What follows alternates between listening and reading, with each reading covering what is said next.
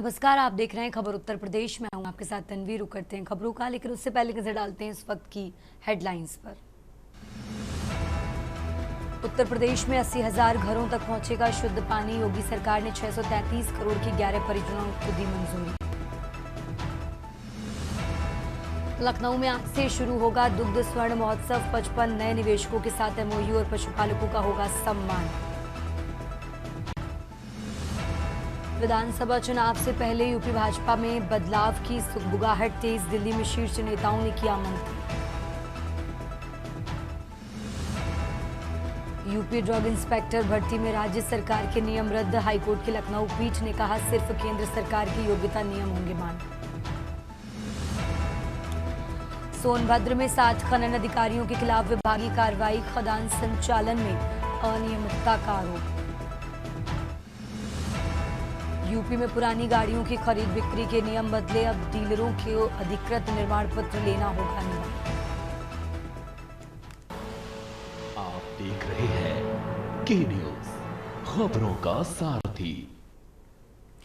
और अब रुक करते हैं खबरों का। खबर ललितपुर से है, जहां नवीन गल्ला मंडी में पिछले 2 दिनों से लोडिंग टैक्सी चालकों की हड़ताल जारी है, जिससे मंडी का कामकाज बुरी तरह प्रभावित हो गया है। मंडी परिसर में गेहूं से भरे बोरे जगह जगह पड़े हुए हैं और उठान न होने के कारण व्यापारियों को भी परेशानी का सामना करना पड़ रहा है। हड़ताल पर बैठे टैक्सी चालकों का कहना है कि उन्हें अब तक प्रति बोरी 5 रुपये 50 पैसे मिलते थे, जिसे बढ़ाकर 6 रुपये किया जाए।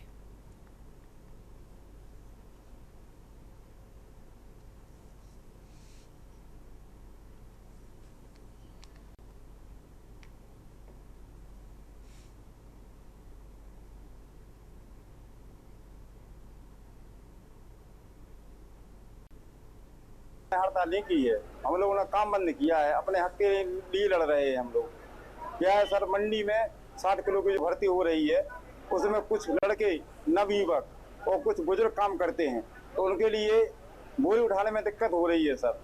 तो हम लोगों की मांग है कि जो 50 किलो की भर्ती कराई जाए, 50 किलो की भर्ती की जाए, जिससे हम लोगों को उठाने में दिक्कत ना हो, और हम लोगों का जो रेट है 50 पैसे बढ़ाया जाए। अभी कितना रेट है? अभी हम लोगों का 5.50 मिल रहा है। और अब खबर देवरिया से है, जहां जिले में कानून व्यवस्था को सुदृढ़ बनाए रखने के लिए पुलिस प्रशासन पूरी तरह एक्टिव नजर आ रहा है। इसी दौरान पुलिस अधीक्षक अभिजीत आर शंकर के नेतृत्व में शहर के विभिन्न प्रमुख और संवेदनशील क्षेत्रों में फ्लैग मार्च निकाला गया। इस दौरान पुलिस टीम ने सुभाष चौक, रेलवे स्टेशन, सब्जी मंडी सहित अन्य भीड़भाड़ वाले इलाकों में पैदल गश्त कर सुरक्षा व्यवस्था का जायजा लिया।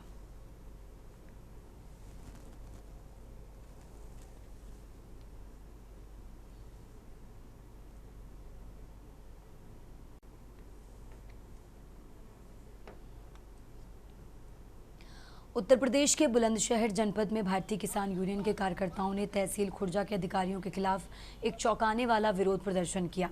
भ्रष्टाचार और लंबित फाइलों के निपटारे न होने से नाराज भाकियू कार्यकर्ताओं ने खुर्जा की सड़कों पर उतरकर जनता से भीख मांगना शुरू कर दिया।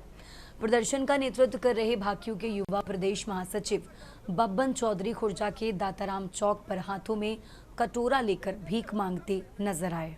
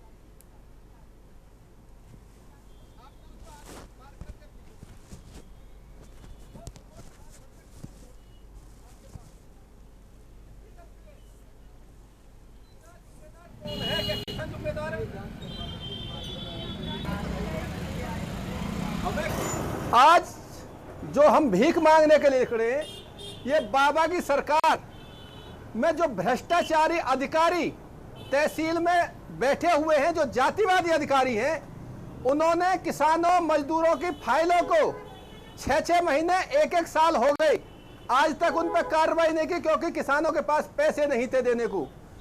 जिन माफियाओं ने पैसे दिए हैं उनके 24 घंटे में काम हो जाते। एक गाटा संख्या 993 994 कलंदरगढ़ी में है।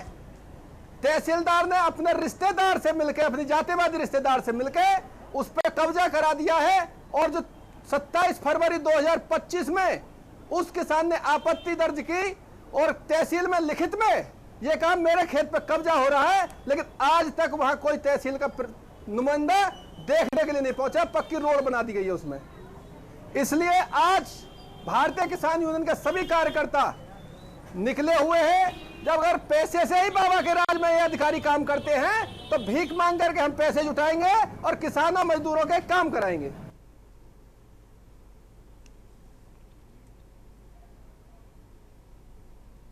और अब खबर संभल से है, जहां संभल में अवैध निर्माण के खिलाफ प्रशासन ने बड़ी कार्रवाई करते हुए बिचौली गांव में ग्राम सभा की भूमि पर बने अवैध मदरसा और इमामबाड़े को बुलडोजर से ध्वस्त कर दिया। एसडीएम के नेतृत्व में राजस्व विभाग की टीम भारी पुलिस बल के साथ मौके पर पहुंची और कार्रवाई को अंजाम दिया। बता दें कि जांच में निर्माण अवैध पाए जाने के बाद 3 बुलडोजरों से ढांचे को गिराया गया। प्रशासन ने साफ कहा कि सरकारी जमीन पर किसी भी तरह का अवैध कब्जा बर्दाश्त नहीं किया जाएगा। कार्रवाई के बाद क्षेत्र में हलचल का माहौल देखने को मिला।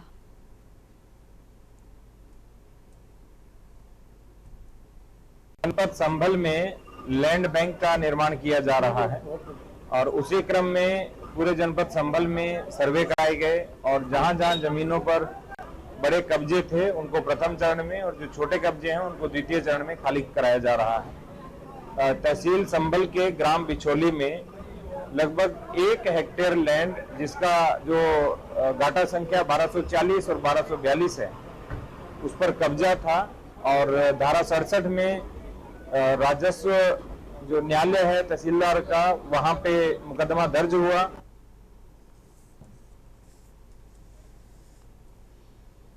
और खबर इटावा से है, जहां नारी शक्ति वंदन अधिनियम का समर्थन करते हुए भाजपा की सदर विधायक सरिता भदौरिया के नेतृत्व में बाइक स्कूटी रैली निकाली गई।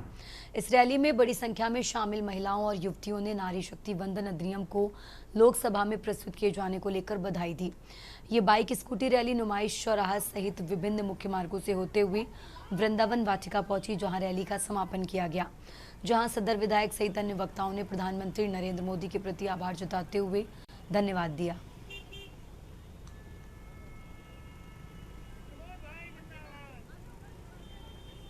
देश के प्रधानमंत्री ने आदि आबादी को सम्मान दिया है। 16, 17, 18 को विशेष सत्र बुलाकर, संयुक्त सत्र बुलाकर और इस नारी वंदन अधिनियम को पारित करने का काम भारतीय जनता पार्टी की सरकार के मुखिया आदरणीय मोदी जी के नेतृत्व में हो रहा है। इसलिए एनडीए सरकार को, मोदी जी को और सभी सहयोगी दलों को मैं अपनी सभी बहनों की तरफ से बहुत बहुत धन्यवाद देना चाहती हूँ, जिन्होंने हमारा सम्मान बढ़ाया और आदि आबादी के रूप में हमें काम करने का, हर क्षेत्र में अवसर देने का काम कर रही है। और अब आगे बढ़ते खबरों में, कानपुर उत्तर मध्य रेलवे के डीआरएम रजनीश अग्रवाल अपने सैलून से ट्रैक का निरीक्षण करते हुए कानपुर सेंट्रल स्टेशन पहुंचे, जहां उन्होंने कानपुर सेंट्रल स्टेशन पर अमृत भारत के तहत रीडेवलपमेंट का निरीक्षण किया और अधिकारियों को जल्द से जल्द काम पूरा करने के निर्देश दिए।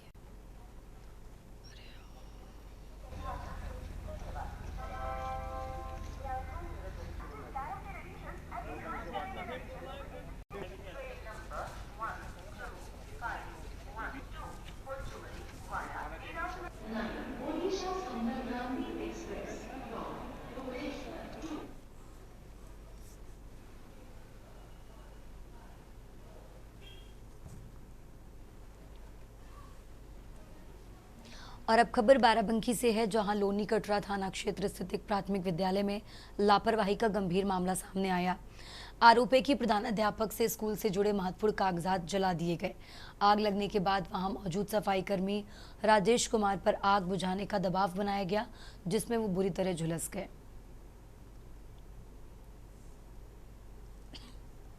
हमारे यहाँ पैकौली ग्राम पंचायत में तेज बोलिए। पैकौली ग्राम पंचायत में राजेश कुमार सफाई कर्मचारी पद पर नियुक्त है। तो वहाँ पर जो हेड मास्टर हैं अरविंद स्वरूप दुबे जी द्वारा हमारे सफाई कर्मचारी साथी को काफ़ी समय से मानसिक शारीरिक रूप से उनको प्रताड़ित कर रहे हैं, जो हम लोगों को एक बराबर संज्ञान में आता रहा कि हमारा कर्मचारी अवगत कराता रहा कि हमारे हेड मास्टर साहब हैं नाजायज हमको परेशान कर रहे हैं। हम लोगों को मजबूरियों में करना पड़ा। ग्राम पंचायत पैकौली में नियुक्त सफाई कर्मी श्री राजेश कुमार को वहां के हेडमास्टर द्वारा करीब 6-7 माहों से प्रताड़ित किया जा रहा। वो कह रहे हैं हमारे हिसाब से आप काम करिए और नहीं तो तुमको ट्रांसफ़र करा देंगे। बहुत धमकियां देते, आए दिन धमकी दिया करते हैं। कल ऐसा एक मामला हुआ, वहाँ पर उन्होंने साफ़ सफाई करके कूड़े को इकट्ठा लगा दिया। उसके बाद कहा गाँव में हम सर नाली साफ़ कर रहे हैं, साफ़ करने के बाद ये कूड़ा भी फेंका देंगे या फेंक देंगे हम खुद। उसके बाद उन्होंने मास्टर ने जबरन उसको कूड़ा फूंकने को कहा। कूड़ा फूंक दिया। कूड़ा फूंकने पर जो ऑफिस उनके कागज़ रखे थे वो भी वहाँ डाल दिए। कूड़ा फूंकने ज़बरदस्ती कूड़ा फूंकवाया गया।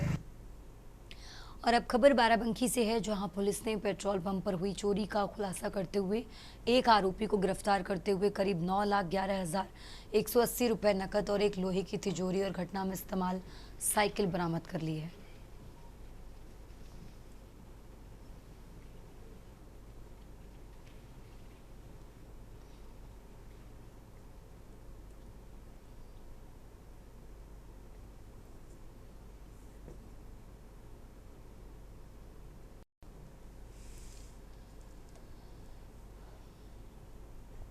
खबरों का सिलसिला लगातार जारी है। फिलहाल यहाँ रुकेंगे एक छोटे से ब्रेक के लिए।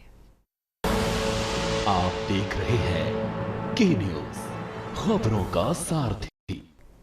ब्रेक से वापस आ चुके हैं, रुक करते हैं खबरों का। खबर कानपुर से है, जहां कानपुर में विक्षोभ और तेज धूप से पारा 38 के पार हो गया है। नमी के कारण हीट वेव का प्रभाव पड़ने लगा है। इसका असर लगातार 3 से 4 महीने तक पड़ेगा। इससे हीट वेव पीक पर होगी। बारिश कम होने की संभावना भी जताई जा रही है। वहीं आपको बता दें, विक्षोभ और तेज धूप से दिन का पारा 38 डिग्री के पार चला गया और गुरुवार को भी मौसम में गिरावट दर्ज की गई।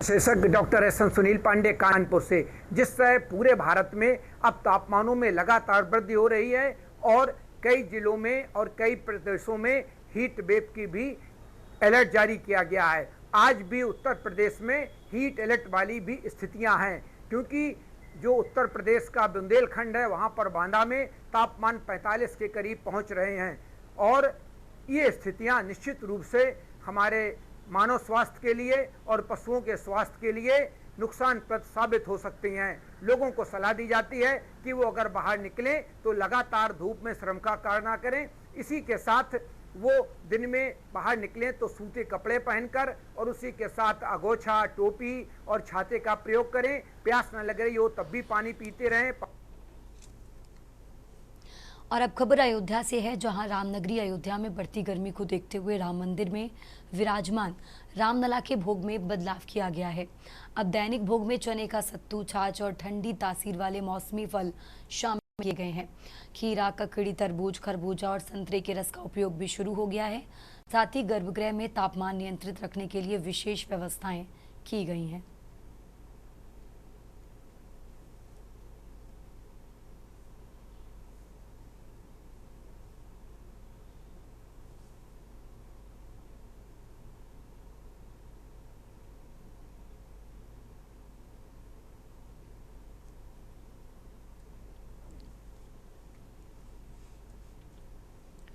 विश्व हिंदू परिषद की नेता साध्वी प्राची ने वृंदावन पहुंचकर प्रसिद्ध बांके बिहारी मंदिर में दर्शन पूजन किया। दर्शन के बाद उन्होंने मीडिया से बातचीत करते हुए कई राजनीतिक और सामाजिक मुद्दों पर अपनी प्रतिक्रिया दी। महिला आरक्षण पर बोलते हुए साध्वी प्राची ने कहा कि भारत की संस्कृति में महिलाओं को हमेशा सम्मान दिया गया है। उन्होंने शास्त्रों का उल्लेख करते हुए कहा कि महिलाओं को राजनीति और निर्णय प्रक्रिया में समान भागीदारी मिलनी चाहिए।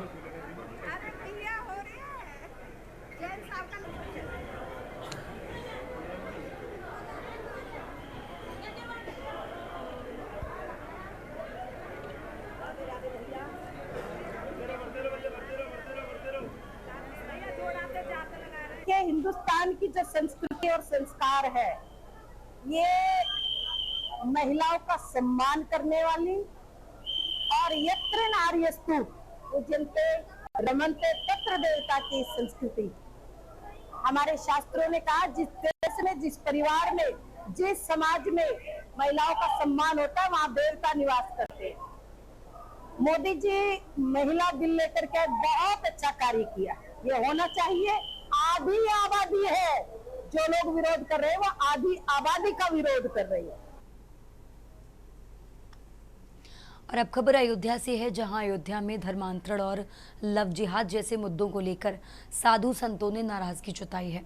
संतों का कहना है कि इस तरह के मामलों पर रोक लगाने के लिए कठोर कानून और सख्त कार्रवाई जरूरी है। संत समाज ने आरोप लगाते हुए कहा कि ऐसे मामलों में युवतियों को बहला फुसलाकर कथित तौर पर धर्म परिवर्तन कराने जैसी घटनाएं सामने आती हैं, जिन पर रोक लगनी चाहिए।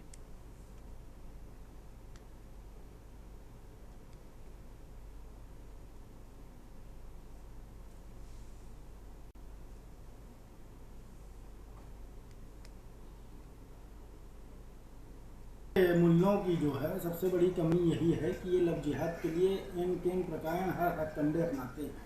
और सबसे बड़ी समस्या ये है कि जो आज कंपनियां हैं, कंपनियों की ही बात नहीं करेंगे, जैसे TCS कंपनी थी, उसके उच्च अधिकारियों को पहले से ही ये जानकारी रही होगी, और नहीं रही है तो वो नाकारे लोग हैं आज जो छुपाने का काम कर रहे हैं। अब जब मामला खुल गया तो कंपनी बंद कर रहे हैं, उस ब्रांच को बंद कर रहे हैं। क्या उनको पहले जानकारी नहीं थी? पोषक अगर कहीं से हमारी संस्था है, हमारी संस्था में अगर हमारा कोई एम्प्लॉय इस तरह से काम करता है तो हमारा कुछ ना कुछ उसके ऊपर बर्दाश्त प्राप्त है, तभी वो कर पाएगा। कट्टरपंथी जिहादियों के जैसे लोग हमारे हिंदू बहन बेटियों को शिकार बनाते हैं, फुसलाते हैं, लालच देते हैं, उसके बाद धर्मांतरण को मजबूर करते हैं। ऐसे कट्टरपंथी जिहादियों का चाहे विद्यालय हो, चाहे कंपनियां हो, चाहे नासिक हो, चाहे महाराष्ट्र हो, चाहे कोई भी प्रदेश हो, हर प्रदेश में इस तरह हो रहा है। ऐसे कट्टरपंथी जिहादियों को फांसी होना चाहिए।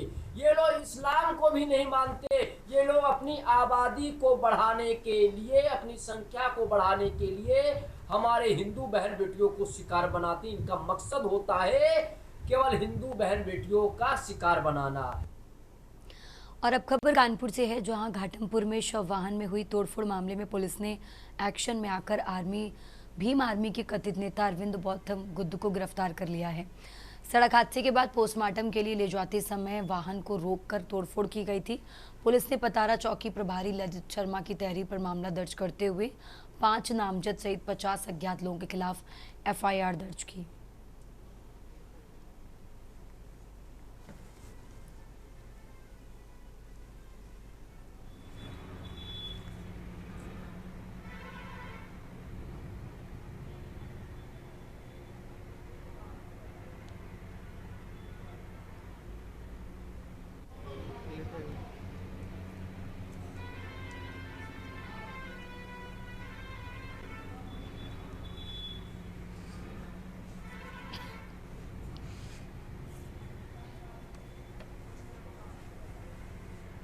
उत्तर प्रदेश की खबरों में फिलहाल इतना ही। आप देखते रहिए के न्यूज़ इंडिया।